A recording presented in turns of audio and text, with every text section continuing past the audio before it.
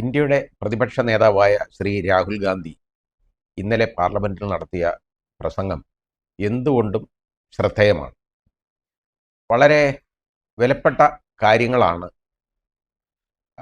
ആരോപണങ്ങളെന്നുള്ളതല്ല യഥാർത്ഥത്തിൽ സത്യത്തിലേക്ക് വിരൽ ചൂണ്ടുന്ന കാര്യങ്ങളായിട്ട് ശ്രീ രാഹുൽ ഗാന്ധി അവതരിപ്പിച്ചത്. അദ്ദേഹം പത്മവ്യൂഹത്തെ ഉദ്ദേശിച്ചായിരിക്കാം ചക്രവ്യൂഹം എന്നാണ് അതിനകത്ത് പറഞ്ഞത്. പത്മവ്യൂഹത്തിൽ അകപ്പെടുന്നത് അഭിമന്യുവായിരുന്നു. അദ്ദേഹം അതിൽ യഥാർത്ഥത്തിൽ കൊല്ലപ്പെടുകയാണ് ഉണ്ടായത്. അത് നമ്മുടെ പുരാണത്തിൽ നിന്ന് കാണാവുന്ന കാര്യവുമാണ്. അപ്പം ജനങ്ങൾ അർജുനന്മാരാണ്, അവർ ഈ ചക്രവ്യൂഹത്തെ ഭേദിക്കും എന്നാണ് ശ്രീ രാഹുൽ ഗാന്ധി പറഞ്ഞത്. ആ ചക്രവ്യൂഹത്തിൻ്റെ പിന്നിൽ അത് ചമയ്ക്കുന്നത് 6 പേരാണ് എന്ന് അദ്ദേഹം പറഞ്ഞു. ആ 6 പേരിൽ ആരൊക്കെയാണെന്നുള്ളതും അദ്ദേഹം എടുത്തു പറഞ്ഞു. അതിൽ അദ്ദേഹം പറഞ്ഞ 6 പേരെന്ന് പറയുന്നത് നമ്മുടെ ബഹുമാനീയനായ പ്രധാനമന്ത്രി, അതുപോലെ തന്നെ ഇന്ത്യയുടെ ആഭ്യന്തര മന്ത്രി, അതേപോലെ തന്നെ അതായത് ഇന്ത്യയുടെ എന്ന് പറയാൻ പറ്റത്തില്ല, ഭാരതത്തിൻ്റെ ആഭ്യന്തരമന്ത്രി, അതുപോലെ തന്നെ അജിത് ഡോവൽ, പിന്നെ 2 വ്യവസായ പ്രമുഖർ, അദാനി അംബാനി തുടങ്ങിയ ആളുകളാണ് ഇതിൻ്റെ പിറകിലുള്ളതെന്നും ഈ ചക്രവ്യൂഹം അവരാ ശമിക്കുന്നതെന്നും അതിൽ യഥാർത്ഥത്തിൽ ആധുനിക ചക്രവ്യൂഹത്തിൽ യഥാർത്ഥത്തിൽ നമ്മുടെ ഇന്ത്യയെ, ഭാരതത്തെ ഒന്നായിട്ട് അതിനകത്ത് അകപ്പെടുത്തി ഇരിക്കുകയാണ് എന്നുമാണ് അദ്ദേഹം പറഞ്ഞത്. അതിനെക്കുറിച്ച് പറഞ്ഞ പല കാര്യങ്ങളും ശ്രദ്ധേയമാണ്. കാരണം ഇതിൻ്റെ പിറകിലായിട്ടുള്ള 2 പേരെന്ന് പറഞ്ഞാൽ യഥാർത്ഥത്തിൽ ഇതിൽപ്പെട്ട 2 പേര് ഇതിൻ്റെ പിറകിലോട്ട് മാറി നിന്നിട്ട് ഇന്ത്യയുടെ സാമ്പത്തിക സ്ഥിതി ഒന്നാകെ അവർ ഗ്രസിക്കുകയാണ് എന്നുള്ള രീതിയിലാണ്. അതായത് അത് മുഴുവൻ സമ്പത്ത് മുഴുവൻ കൊള്ളയടിച്ചെടുക്കുന്നു എന്നുള്ള ഒരു രീതിയിലാണ് അദ്ദേഹം പറഞ്ഞത്. അതുകൂടാതെ അതിനുവേണ്ടി ഒത്താശ ചെയ്യാനായിട്ട് ഏറ്റവും കൂടുതൽ ഉപയോഗിക്കുന്നത് 3 ഏജൻസികളെ, അതായത് ഇൻകം ടാക്സ്, ആദായ നികുതി വകുപ്പ്, അതുപോലെ തന്നെ എൻഫോഴ്സ്മെൻറ്റ്, പിന്നെ CBI. ഇത് യഥാർത്ഥത്തിൽ സത്യമല്ലേ എന്ന് ചോദിച്ചു കഴിഞ്ഞാൽ ഇത് വെറും ആരോപണമാണെന്ന് ചോദിച്ചാൽ അല്ല, ഒരിക്കലും അല്ല. കാരണം ഈ ഭീമന്മാർക്ക് വേണ്ടി ഇപ്പോൾ കോർപ്പറേറ്റ്സിന് വേണ്ടിയുള്ള ഇതിൽ നമ്മുടെ ബജറ്റിൽ ഈ കോർപ്പറേറ്റ്സിന് കൊടുത്തേക്കുന്ന ഇളവ്, ആദായ നികുതി ഇളവ്, അത് ആരെ സഹായിക്കാനാണ്? അതൊന്ന് ചിന്തിച്ചാൽ മതി. അതായത് ഇവിടെ ഇന്ത്യയിലെ സാധാരണക്കാർക്കും പാവങ്ങൾക്കും നമ്മുടെ ഭാരതത്തിൽ അവർക്ക് കിട്ടേണ്ട ആനുകൂല്യങ്ങൾ തട്ടിപ്പറിക്കുന്നതിന് തുല്യമാകത്തില്ലേ അത്? കാരണം ഇവിടെ ധനക്കമ്മി കൂടത്തെ ഉള്ളത് മൂലം, അല്ലാതെ ഒരു കാരണവശാലും ഇന്ത്യയിലെ ജനങ്ങൾക്ക് ഗുണകരമാവുന്ന ഒരു തീരുമാനം ആയിട്ട് അതിനെ ഒരിക്കലും കാണാൻ പറ്റത്തില്ല. അതിനെ ക്രിട്ടിസൈസ് ചെയ്യുന്നതിന് ഇവരെന്തിനാ ഇത്ര എതിർക്കുന്നത്, ഭയക്കുന്നത്? കാരണം ഈ 2 പേർക്ക് വേണ്ടി മാത്രമാണ് ഈ ഭയം. അംബാനി, അദാനി, ഈ പ്രഭുക്കൾക്ക് വേണ്ടിയാണ് ഈ ഭയം. അവരെ സംരക്ഷിക്കാൻ വേണ്ടിയാണ് ഈ ഭയം. അപ്പോൾ രാഹുൽ ഗാന്ധി പറഞ്ഞതിൽ എന്താ തെറ്റ്? കോർപ്പറേറ്റ്സിൻ്റെ നികുതി വെട്ടിക്കുറയ്ക്കുന്നു. അവർക്ക് നികുതി വെട്ടിക്കുറച്ചു കഴിഞ്ഞാൽ ഇവിടെ ബാക്കി സാധാരണ ജനങ്ങൾക്കെല്ലാം ശരിയാവും. എന്നാൽ ഇവിടുത്തെ ഇന്ധനത്തിൻ്റെ വില കുറയ്ക്കട്ടെ, സാധാരണക്കാരന് പ്രയോജനം വരും. അത് ചെയ്യുന്നില്ലല്ലോ. അതൊന്നും ചെയ്യാതെ അതിന് പകരം കോർപ്പറേറ്റ്സിൻ്റെ നികുതി കുറച്ചു കൊടുക്കുക, അതാണ് ചെയ്യുന്നത്. എന്നാൽ ബാക്കിയുള്ള ആളുകൾക്ക് ഈ എന്തെങ്കിലും പാവങ്ങൾക്ക് ഉപകാരപ്പെടുന്ന എന്തെങ്കിലും ഒരു കാര്യം വരട്ടെ. പാവങ്ങൾക്കെല്ലാം ചെയ്യുന്നു, അവർക്ക് ഭവനം ചെയ്തു കൊടുക്കുന്നു, അവർക്ക് അത് ചെയ്തു കൊടുക്കുന്നു, ഇത് ചെയ്ത് കൊടുക്കുന്നു എന്ന് പറയാൻ വളരെ എളുപ്പമാണ്, കൊടുക്കണം. അത് പറഞ്ഞ് അതിന് അക്കൗണ്ടബിലിറ്റി ഇല്ലാത്ത കാര്യങ്ങൾ പറയുക എന്നുള്ളതല്ലാതെ, ഇപ്പം ഇത് വരുമെന്നുണ്ടെങ്കിൽ നിങ്ങൾക്കൊരു കാര്യം ചെയ്തു കൊടുക്കും, റെയിൽവേയിൽ യാത്രാക്കൂലി ഒന്ന് കുറച്ച് കൊടുക്കും. അത് പാവപ്പെട്ടവരെ, ഒരുപാട് സാധാരണക്കാരെയും വളരെയധികം അത് സഹായിക്കും. വിമാനക്കൂലി കുറയ്ക്കുന്നതിന് ഇടപെടാനേ പറ്റത്തില്ലെന്നാണ് പറഞ്ഞിരിക്കുന്നത് കേട്ടോ. ഒരിക്കലും പറ്റത്തില്ല. തോന്നിവാസം പോലെയാണ് ഇവിടെ വിമാനക്കൂലി. അതായത് അവർക്ക് ഇഷ്ടമുള്ള പോലെയാണ് എയർലൈൻസ്, അതിനകത്ത് ഇടപെടാൻ പറ്റുന്നില്ല എന്ന് പറയുന്നത് ആരാണ്? ഇന്ത്യ രാജ്യത്ത്, നമ്മുടെ ഇന്ത്യ മഹാരാജ്യത്ത് ഒരു എയർലൈൻ വന്നു പോണോ വേണ്ടെന്ന് തീരുമാനിക്കുന്ന ഇന്ത്യയാണ്. ഇവിടെ വരണമെന്നുണ്ടെങ്കിൽ ഈ പണത്തിനെ വരാൻ ഒക്കത്തുള്ളെന്ന് ഇന്ത്യക്ക് പറയാൻ പറ്റുന്നില്ല എന്ന് പറഞ്ഞാൽ എന്താണ് അതിനകത്തുള്ള യുക്തി? അപ്പോൾ അത് വളരെ വലിയ കെടുകാര്യസ്ഥതയാണ് ആ കാര്യത്തിൽ കാണിക്കുന്നത്. അത് അറിഞ്ഞുകൊണ്ടാണ്. ഇതാരെ സഹായിക്കാനാണ്? വിമാന കമ്പനികളെ സഹായിക്കുമ്പോൾ അവർ വ്യവസായ ഭീമന്മാരാണ്. വിമാനം കമ്പനികളെല്ലാം നടത്തിക്കൊണ്ടിരിക്കുന്നത്. അല്ലാതെ ഇവിടുത്തെ പാവങ്ങളല്ല വിമാന കമ്പനി. ഇവിടെ പാവങ്ങൾക്ക് വിമാനം ഇല്ലല്ലോ, പണക്കാർക്കല്ല ഉള്ളു വിമാനം. അപ്പോൾ ഈ ഈ യാത്രക്കൂലി, ഇത് റെയിൽവേയിലെ യാത്രക്കൂലിയോ വിമാന യാത്രക്കൂലിയോ ഇതെല്ലാം കുറയ്ക്കുക എന്ന് പറഞ്ഞാൽ അതിലെല്ലാം അല്പമെങ്കിലും 1 രൂപയുടെയെങ്കിലും കുറവ് വന്നാൽ അത് സാധാരണക്കാരന് അനുകൂലമാവും. അതിന് പകരം കോർപ്പറേറ്റ്സിൻ്റെ നികുതി അവർക്ക് അത് വെട്ടി കുറച്ചു കൊടുക്കുകയാണ്. ഇതുമൂലം ആർക്ക് ഉപയോഗം ഉണ്ടാവും? പാവപ്പെട്ടവനെ സഹായിക്കുകയാണോ അത്? അല്ലല്ലോ, അല്ല.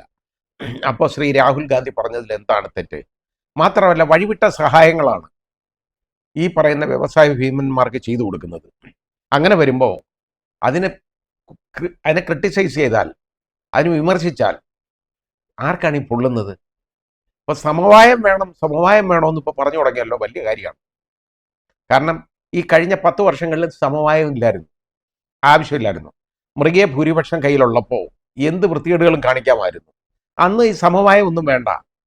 പ്രതിപക്ഷത്തുള്ളവരെ എല്ലാം അടിച്ച് വെളിയിലാക്കിയിട്ട് ആണ് ഓരോ നിയമങ്ങൾ പാസ്സാക്കി എടുത്തുകൊണ്ടിരുന്നത്. ഇവിടെ ഈ രാജ്യത്തിന് സുപ്രധാനമായ 3 ക്രിമിനൽ നിയമങ്ങൾ, യഥാർത്ഥത്തിൽ അതിലെ 2 ക്രിമിനൽ നിയമങ്ങളും അതുപോലെ ഇന്ത്യൻ തെളിവ് നിയമവും, ഇതിനെ ഭേദഗതി ചെയ്ത് സമൂലമായിട്ട് അതിനെ അങ്ങോട്ടും ഇങ്ങോട്ടും ഒക്കെ അതിൻ്റെ വകുപ്പുകളും എല്ലാം മാറ്റി എല്ലാം ചെയ്തു. അതിൻ്റെ ചർച്ച പാർലമെന്റിൽ എത്ര ദിവസമാണ് നടന്നേ? 2 മിനിറ്റ്. കാരണം പ്രതിപക്ഷം ഇല്ലല്ലോ. പ്രതിപക്ഷത്തിനെ എല്ലാം സസ്പെൻഡ് ചെയ്ത് അവിടെ അംഗങ്ങളെ വെളിയിൽ കളഞ്ഞിട്ടാണ് ചെയ്തേക്കുന്നത്. ഇതേപോലെ ശ്രീ രാഹുൽ ഗാന്ധിയുടെ പ്രസംഗം തടസ്സപ്പെടുത്താനായിട്ട് പല പ്രാവശ്യം നമ്മുടെ ലോക്സഭാ സ്പീക്കർ ഇടപെടുന്നുണ്ട്. ഈ ലോക്സഭാ സ്പീക്കർ എന്ന് പറയുന്ന ആളുണ്ടല്ലേ, സ്പീക്കർ പദവി എന്ന് പറയുന്നത് വളരെ അത്യുന്നതമായ ഒരു പദവിയാണ്. അതൊരു രാഷ്ട്രീയക്കാരന് ഒരിക്കലും ഭൂഷണമായ ഒരു കാര്യമല്ല. ഒരു സ്പീക്കർ പദവി ഏറ്റെടുത്തു കഴിഞ്ഞാൽ ആ ഏറ്റെടുക്കുന്ന ആൾ പിന്നെ അയാൾ വെറും രാഷ്ട്രീയക്കാരനല്ല, അയാളൊരു നിഷ്പക്ഷനായ ഒരു അമ്പയറാണ്. അത് മനസ്സിലാക്കണം. അയാൾ ഭരണപക്ഷത്തിൻ്റെ ആളല്ല, പിന്നെ അയാൾ പ്രതിപക്ഷത്തിനും ഭരണപക്ഷത്തിനും ഇടയിൽ പ്രവർത്തിക്കുന്ന, അവരെ രണ്ടുപേരെയും നിയന്ത്രിക്കുന്ന ഒരു സംവിധാനമായിട്ട് മാറുകയാണ് ഒരു സ്പീക്കർ ചെയ്യേണ്ടത്. അതിന് പകരം രാഷ്ട്രീയം കളിക്കുക. പ്രധാനമന്ത്രി പറയുമ്പോൾ അതിനെ ആരെങ്കിലും എന്തെങ്കിലും അതിനിടയിൽ എന്ന് പറഞ്ഞു കഴിഞ്ഞാൽ വളരെ ഇത് കാണാമായിരുന്നു മാധ്യമത്തിൽ, അത് അറിയാം. പിന്നെ ബാക്കി പ്രതിപക്ഷം സംസാരിക്കുമ്പോൾ അവിടെ വളരെ ക്രുദ്ധനായിട്ട് മാറി അതിനെ അമർച്ച ചെയ്യാൻ ശ്രമിക്കുക. അവിടെ ലോക്സഭയിൽ ഇല്ലാത്ത ആളുകളെ ഒന്നും പറയാൻ പാടില്ല എന്നൊക്കെയുള്ള പുതിയ പുതിയ തത്വങ്ങളൊക്കെ അദ്ദേഹം പറഞ്ഞു കേട്ടു. ഈ ലോക്സഭയിൽ ഇല്ലാത്ത കാര്യങ്ങളൊന്നും ലോക്സഭയിൽ ഇല്ലാത്ത ആളുകളെ ഒന്നും ക്രിട്ടിസൈസ് ചെയ്യാൻ പാടില്ലെന്നുള്ളത് എവിടെയെങ്കിലും പറഞ്ഞിട്ടുണ്ടോ? ഇല്ല. ഒരു നേതാവ് ലോക്സഭയിലില്ല, അതായത് ഇല്ലാത്ത ഒരാളെ ഇപ്പോൾ രാഷ്ട്രീയമായ കാരണത്താലാണെന്നുണ്ടെങ്കിൽ അയാളുടെ കാര്യം പറയാൻ പാടില്ല എന്നുള്ളതുണ്ട്.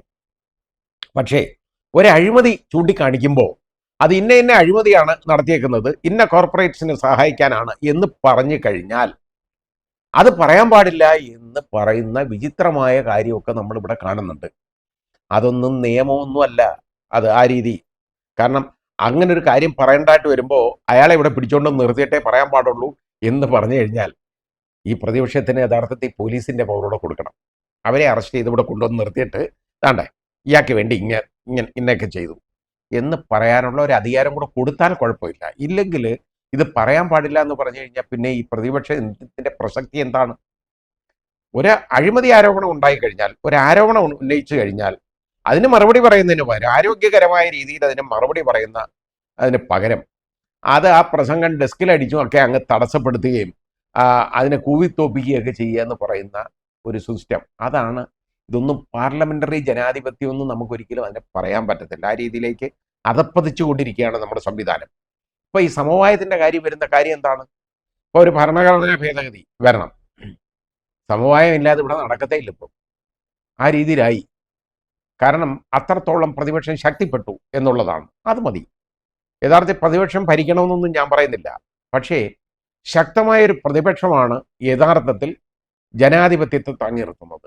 അതിപ്പോൾ ഉണ്ടായി എന്നുള്ളതാണ് ശ്രീ രാഹുൽ ഗാന്ധിയിലൂടെ നാം കാണുന്നത്. കാരണം രാഹുൽ ഗാന്ധി വളരെ മുന്നേറിക്കൊണ്ടിരിക്കുകയാണ്. അത് ഒരാൾ പറയുന്ന കാര്യം അയാൾ പ്രതിപക്ഷ നേതാവായി പോയി എന്നൊരു കാരണം കൊണ്ട് അത് ശരിയല്ല എന്ന് പറയാൻ പാടില്ല. അതിന് പകരം അത് സത്യമാണ് എന്ന് ബോധ്യപ്പെട്ടാൽ തിരുത്താൻ തയ്യാറാവണം. അതാണ് ജനാധിപത്യം. അല്ലാതെ വായടയ്ക്കുന്നതല്ല ജനാധിപത്യം. അയാൾ സംസാരിക്കാൻ പാടില്ല എന്ന് പറയുന്നതല്ല ജനാധിപത്യം. സംസാരിക്കണം. വിമർശിക്കാനുള്ള അവകാശം വേണം. വിമർശനമാണ് ജനാധിപത്യത്തിൻ്റെ ഏറ്റവും വലിയ ശക്തി, വിമർശനമാണ്. ആ വിമർശനം ഉൾക്കൊണ്ടിട്ട് അതനുസരിച്ച് നന്നാവാൻ ശ്രമിക്കണം. അല്ലാതെ ഞങ്ങൾക്കെല്ലാം അറിയാവുന്നവരാണ് എന്ന് പറയുന്നതിൽ വല്ല അർത്ഥമുണ്ടോ? 2 സംസ്ഥാനങ്ങൾക്ക് വാരിക്കോരി കൊടുത്തു. അത് കൊടുക്കരുതെന്നല്ല ശ്രീ രാഹുൽ ഗാന്ധി പറഞ്ഞത്. പക്ഷേ ആ കൊടുത്തത് കുർസി ബച്ചാവോ, കസേര സംരക്ഷിക്കാൻ വേണ്ടിയാണ് എന്ന് രാഹുൽ ഗാന്ധി പറഞ്ഞു. അതിലെന്താ തെറ്റ്? അതല്ലേ നടന്നേക്കുന്നത്. 2 ഊന്നുവടികളാണ് ഉള്ളത് നമ്മുടെ ബഹുമാന്യനായ പ്രധാനമന്ത്രിക്ക്. ഒന്ന് JDU-യും ഒന്ന് TDP-യും. ആ വടികളെ സംരക്ഷിക്കുക എന്ന് പറയുന്നത് അദ്ദേഹത്തിൻ്റെ ആവശ്യമാണ്. ഇല്ലെങ്കിൽ നടക്കാൻ പറ്റുന്നില്ല. അതാണ് കാര്യം. ഈ ഊന്നുവടികൾക്ക് വേണ്ടിയാണ് ഇത്രത്തോളം പണം വാരിക്കോരി കൊടുത്തേക്കുന്നത്. അത് കൊടുക്കുമ്പോൾ ഉള്ള പ്രശ്നം എന്താണെന്നറിയോ? ഒരു ഫെഡറൽ സംവിധാനത്തിൽ തത്തുല്യമായ അവകാശങ്ങൾ എല്ലാ സംസ്ഥാനങ്ങൾക്കും ഇല്ലേ? അതുകൂടെ നോക്കണ്ടേ?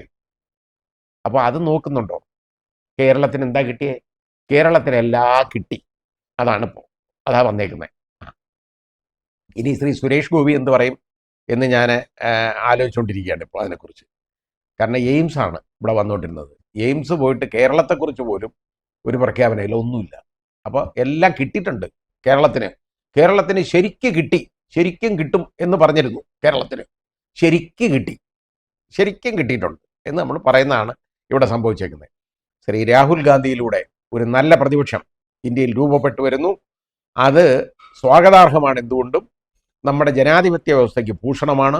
ജനാധിപത്യത്തെ സംവിധാനത്തെ അത് ശക്തിപ്പെടുത്തും എന്നുള്ളതിൽ ഒരു തർക്കവുമില്ല. അദ്ദേഹം ഒന്നിനൊന്നും മെച്ചപ്പെട്ടുകൊണ്ടിരിക്കുകയാണ്. അദ്ദേഹത്തിൻ്റെ ആ യഥാർത്ഥത്തിൽ ആ പ്രഖ്യാപനം എന്ന് പറയുന്നുണ്ടല്ലോ, വിരോധത്തിന് പകരം സ്നേഹത്തിലൂടെ വേണം ആളുകളെ കൈകാര്യം ചെയ്യാൻ എന്നുള്ളത് എത്രയോ വലിയ കാര്യമാണ്. ശത്രു സംഹാരമല്ല ഇവിടെ ആവശ്യം. വൈര്യനിര്യാതന ബുദ്ധിയോടുകൂടി പെരുമാറുന്നതല്ല ഇവിടെ വേണ്ടത്. ഇവിടെ വേണ്ടത് സമവായം എന്നീ ആവശ്യപ്പെടുന്നുണ്ടല്ലോ ഇപ്പോൾ. അവർ വിചാരിക്കേണ്ടത് അത് സ്നേഹത്തിലൂടെ അതൊന്ന് മുമ്പോട്ട് പോവുക എന്നുള്ളതാണ് വേണ്ടത്. അതായിരിക്കണം നമ്മുടെ ജനാധിപത്യത്തിന് ഇതിൽ ഏറ്റവും അത്യന്താപേക്ഷിതമായ കാര്യം.